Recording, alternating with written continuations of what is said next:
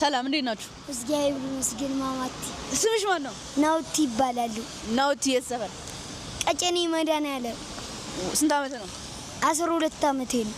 እና ዘፈን አይዘፈን? እሺ አሁን ዘፈን ትዘምሩልኛላችሁ? ከዛ እኔ የራት እሞላለሁ ማለት ነው። ስታይል ዘምሩ።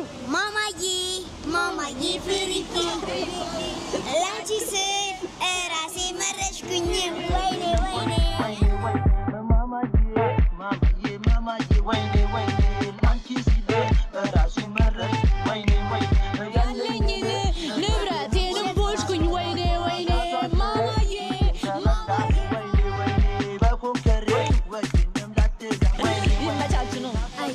የራት ይሞላላችኋል። ካሽ ግን የለኝም። እንዴት ነው የምናደርገው? ኖርማል ነው። በቴሌ ብር ላኪ። ቴሌ ብር አለሽ? ታምኑታላችሁ? አሁን እሱ ስንት ናችሁ? 1 2 3 4 5 6 7 8 9 8 ማለት ነው። አለዘኛችሁ በቃ ይኸው 8 ልክ ያለው ስራ ታሰርኝም እንደ አሰራሻለሁ። ነይ አረም አሰራሻለሁ። እናንተን እስከ ጥግ ነው የምንከታተልልሽ። እና ያልፍልሻል የሆነ ቀን ማለት እናቴ ትሙት ያልፍልሻል የሆነ እና በቃ ስልክሽን አሰጪኝም ደውዪ ምናምን ጠይቅልኝ። በዚህ ምላስ ታዲያ ያልፍለትም ነው የምትለው? እግዚአብሔር ነው ፕሮሚስ ያልፍልሻል። ምላስ ያለው ያልፍለት እና ምን እሺ ነው እናቴ ነው ውጪ ላይ ነው እንደቅሰው ማረኝ። በቃ ስልኬን ያዝና ሌላ ጊዜ መጥቼ ቼክ አደርጋቸዋለሁ። በጊዜ መግባት አለባችሁ። አታምሹሺ። ያራዳ ፕላንት እናቴ ትሙት ይቻምሽ ይሜ በቃ ሼክ 5 ኖ ይቅርታ ጠየቃት። እስኪ ጠይቃታ አይስቲም ምን ማለት እንደምችል ነው ማለት እኔ ሳላስባት ቀርቼ ብዳም አይደለም። በጣም ነው የምወዳት። እኔ ብዙ ነገር አሳልፌያለሁ። በኔ ላይፍ ውስጥ ብዙ ነገር አሳልፌያለሁ። እኔ እሷን ከልቼ አይደለም ልጄን ከልቼ አይደለም ክፍለ ሀገር የሄድኩበት ምክንያትም አለኝ የራሴ። በቃ በጣም ውጥረት ውስጥ ነበርኩኝ። በጣም ቻሌንጅ ውስጥ ነበርኩኝ። እኔ እሷንም እንደዚህ ለማድረግ ፈልጌ አይደለም። በቃ ከራሴ ውስጥ በኔ ህይወት ውስጥ ግብግብ ኃይለኛ ግብግብ ገጥሜ ይቅርታ በጣም የባሰው እንዴ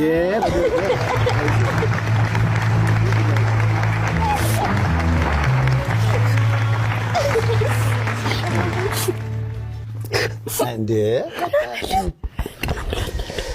ቅርብላ በቃ አይዞህ አይዞህ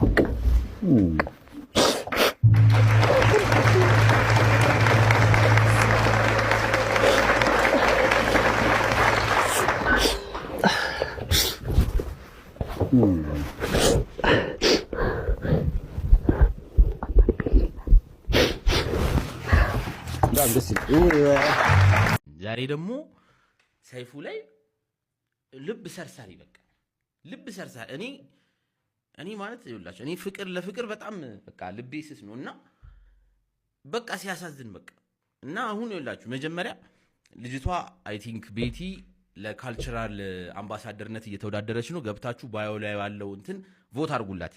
ግን እኔ የተፈጠረ ያየሁትን የሚያስቅ ነገር ልገራችሁ። ልጁ መጣ ተቀመጠ ምናምን እና ይዋደዳሉ። ፍቅር አለ መሀላቸው ማለት ገብቷቸዋል። ፍቅር አለ መሀል። ከዛ ተቀመጠ። እንደዚህ ነው የተቀመጠው፣ ቀጥታ ነው የተቀመጠው። ከዛ ቤቲ እንደዚህ ብላ ጠራኸው ደግሞ ለምን ጠራህብኝ? እኔ እኮ አይደለም አይነት አቀባበጥ ማለት ነው። ከዛ ያወራሉ ብላ ይተቃቀፋሉ እና አሁን ይኸውላችሁ እኛ ከዚህ ምን እንማራለን? አሁን እነሱን ተዋቸው። እነሱ ያወሩትን አውርተው እኮ ሄዱ። በቃ እኛ ምን እንማራለን? እኛ ይኸውላችሁ ምን ታደርጋላችሁ መሰላችሁ? የተቀየማችሁ ሰው ካለ ትልልቅ ችግሮችን እኮ ትናገራላችሁ፣ ግን ቀለል ያለ ችግር ደግሞ አስገቡበት። ባይዘው አሁን በመሃል ማለት ነው እሱ እንደው በመሃል ዝም ብሎ እንደዚህ ቁጭ ብላለች። እንደዚህ ቁጭ ብላ ትላንትና ደግሞ በቃ የሆነ ምስር ነገር በልቼ ጨጓራዬን አመመኝ ቢል ማለት ነው። ዞር ብላ ጨጓራህን አመመህ፣ ጨጓራ ተነሳብህ፣ ለምን በላ እማማ ማዘር ቤት አቁም ታዋቂ ነህ አልኩኝ አይደል? ከዛ ደግሞ የእንትኑ ፓርት ደግሞ አለ። እንዴት ነው ድምፁ እንዴት ነው ተብላ ትጠየቃለች ማለት ነው። የድሮ አመለካከቷን እንደመጣችሁት እኔም ድሮ ተሰላፊ ሆኜ ጎበዝ ነው የልጅ እኔም እያሳለፍኩት ያለሁት ስቃይና እያሳለፍኩት ያለሁት ነገር ፈጣሪ በቃ ቅጣት እየቀጣኝ እንደሆነም አምኛለሁ። ለማስተካከልም እሞክራለሁ። ግን እሷን ደግሞ በጣም በድያታለሁ። በነገርህ ላይ መደወልም መጠየቅም እፈልጋለሁ። ግን ደግሞ የእሷን ስሜት እፈራለሁ።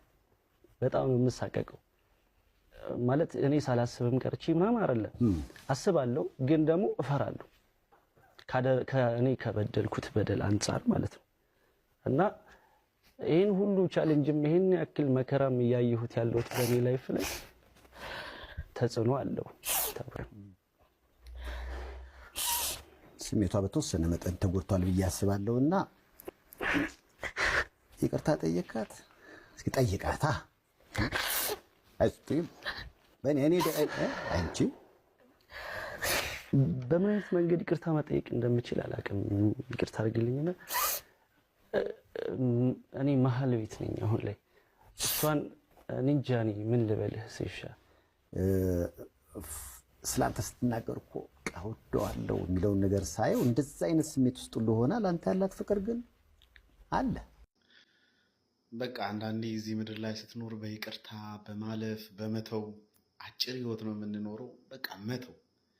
የነዚህ ሁለት ጓደኛሞችን ታሪክ በእርግጠኝነት በጣም ጨካኝ እንኳን ምንም አይመስል ሰው ብትሆን ውስጥ ይረበሻልና እኔ በነገራችን ላይ ለሰይፉ ቃላትም የለኝም።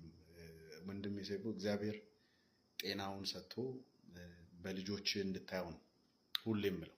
በጣም ከማከብራቸው ሰዎች ውስጥ ሶሻል ሚዲያ ላይ ካሉት ውስጥ አንደኛው ነው። ያውቃል፣ እሱ ስለምነግረውም ያውቃል። እና ይገርመኛል እንደ የሰው ቅንነት እየጨመረ ይሄዳል።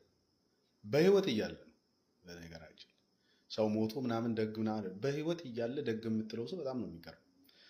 እና አንዳንዴ በቃ በል ሰውነ ትዳር ፌል ሊያደርግ ይችላል። ወርካውት ካላረገ ትፋታለህ። ጋብቻ እንዳለው ሁሉ ፍቺም ይኖራል። አዲስ ነገር አይደለም። ግን በይቅርታ መመለስ ፍቅር እያለ መዋደድ እያለ በቃ የሆነ ኢጎ አለ፣ የግል ችግር አለብን፣ እልህ እኔ ማን ስለሆነች ነው ማን ስለሆነ ነው የምንባባለው ነገር አለ። ግን በደስታ የምታተርፉት ነገር የምናተርፈው ነገር ቤት ሰላም ነው፣ ልጆቹ ሰላም ነው የሚሆኑት። አንተ የሰላም እንቅልፍ ትተኛለህ። ጸብ፣ ጥላቻ፣ እንደዚህ አይነት ነገሮች ለአይምሮ ረፍት አትሰጠውም። ሁሌ ስራ ትሰጠዋለህ። ምክንያቱም የምንኖረው ህይወት አጭር ነው። ረጅም ዓመት 1000 ዓመታት ኖር ታልፋለህ፣ እናልፋለን።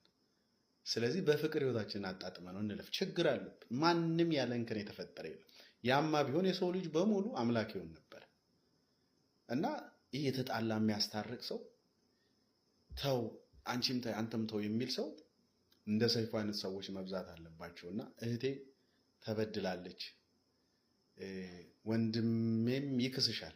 በእርግጠኝነት ከአሁን በኋላ ይክስሻል። ቤታችሁ ጥሩ ይሆናል። እግዚአብሔር መልካም ነገር ይሰጣችኋል። ደስ ነው የሚሉት በጣም። እኔ እንደዚህ ቶሎ ፊልም ማድረግ ሰው አይደለሁም እና ገርሞኝ በቃ ይህን ፕሮግራም ሳይ ለምን እንደምረበሸው ምናምን ያልኩት።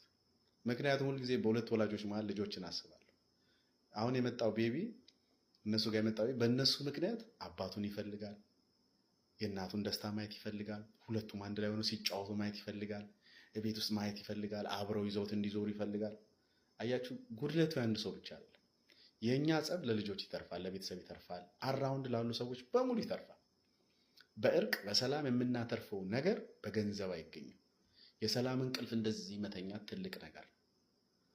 ጸብ ጉዳትን ይበላል። ጸብ ካንሰር ነው፣ ራስን ይበላል። እና ሰይፉ በቃ እግዚአብሔር ያክብርህ። እኔ ቃላት የለኝም። ብዙ ሰዎች ያመሰግኑሃል፣ ብዙ ጊዜ ታስታርቃለህ። የተጣሉ ሰዎች እኔ እንደውም ዋነኛ ፕሮግራም ቢሆን በዚህ ዘመን የሰው ልጅ ትዳር ምን ያደርጋል አታግቡ ተፋቱ ብሎ ነውር በሚወራበት ዘመን አንተ ለማስታረቅ የምትሄድበት ነገር በጣም የሚገርም ነው። ቋሚ አንዳንድ ፕሮግራሞች ላይ እንዲያነሱ ሰዎች ቢመጡ ባይ ነኝ። ይህ ፕሮግራም ለምን ማስታረቅን የመሰለ እግዚአብሔርም የሚፈልገው እሱ ነው። መንፈሳዊ ሕይወት ብንሄድ ማለት ነው። ብቻ በርታ። እንኳን ደስ አላችሁ። እናንተ ምርጥ የሆናችሁ ጥንዶች ናችሁ። እግዚአብሔር ቤታችሁን በበረከት በፍቅር ይሙላው። ፈታ ሳቅ የምትሉበት ዘመን ይሁንላችሁ። እንዳንድ ወንድም ነው። ይመቻችሁ።